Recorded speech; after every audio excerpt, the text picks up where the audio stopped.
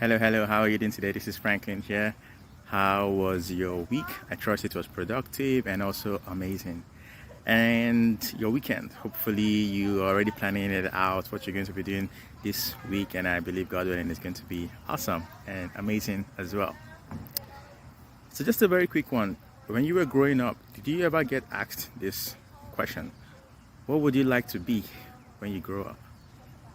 I'm not sure what your response was. Maybe you replied you wanted to be a doctor, or you wanted to be an engineer, or you wanted to be a pastor, or a priest, or whatever it was.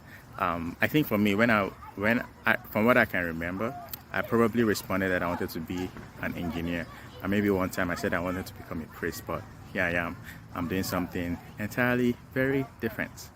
But then the crux of the matter here is that question is somewhat maybe flawed.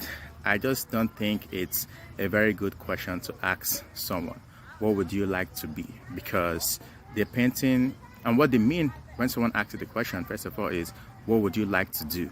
So what would you like to be versus what would you like to do? Those two things are really very, very different.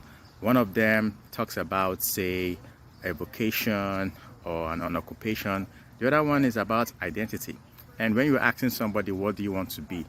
It almost feels like you're insinuating that what they do is who they are.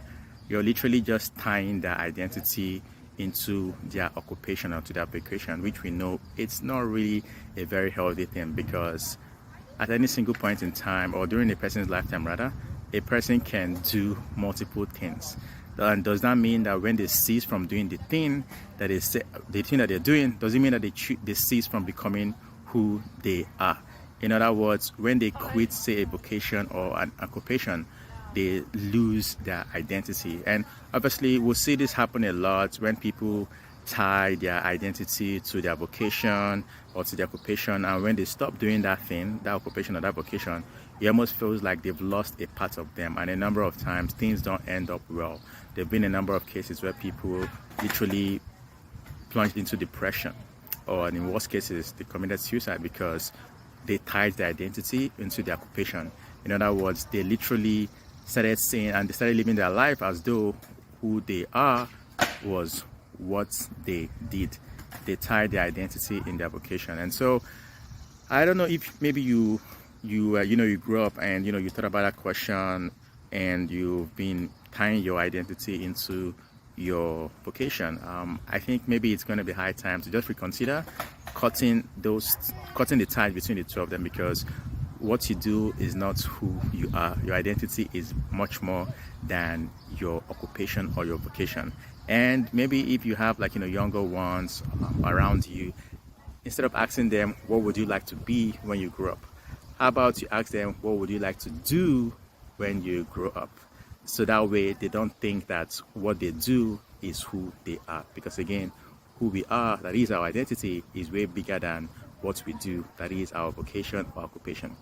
I'd like to know what you think about this as well. And yeah, I just want to hear from you too. But in that case, I just want to hope and pray that you have a great week ahead. And obviously don't forget that you are more than enough. You are worthy, you are deserving, you are loved. It's been Franklin here. Hope you have a great rest of the week and a wonderful and blessed week ahead. Bye now. Peace.